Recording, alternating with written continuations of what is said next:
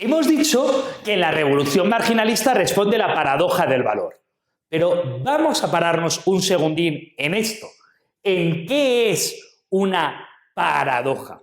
Una paradoja es una especie de contradicción lógica. Una paradoja es algo que no hace sentido lógico, que tiene dos ideas contrapuestas. Y cada vez que nos planteamos con una pregunta que no se puede resolver, fijaros que la paradoja del valor duró un siglo, casi un siglo, en la historia del pensamiento económico. Cuando hay una pregunta a la que no encontramos la respuesta, tenemos dos opciones. Primera, no somos lo suficientemente inteligentes para responderla. O segunda, la pregunta está mal planteada.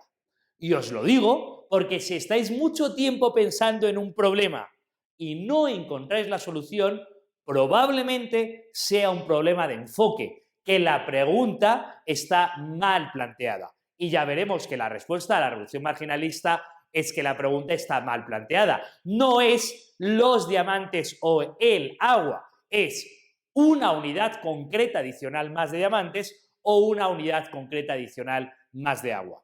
Pero en general, cuando se plantea una paradoja, tenemos que esforzarnos en intentar resolverla. ¿Por qué?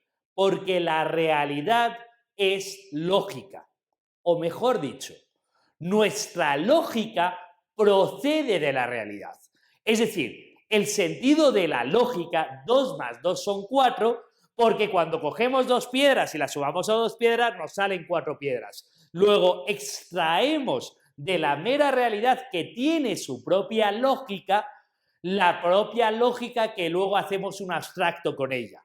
Por tanto, no puede haber una paradoja que sea una contradicción lógica dentro de la realidad. El sol no puede salir un día por oriente y otro día por poniente, un día por el este y el otro por el oeste. Hay una constante lógica en que el sol sale por oriente y por eso se llama oriente. Tenemos que tener claro la propia lógica de la naturaleza en sí misma.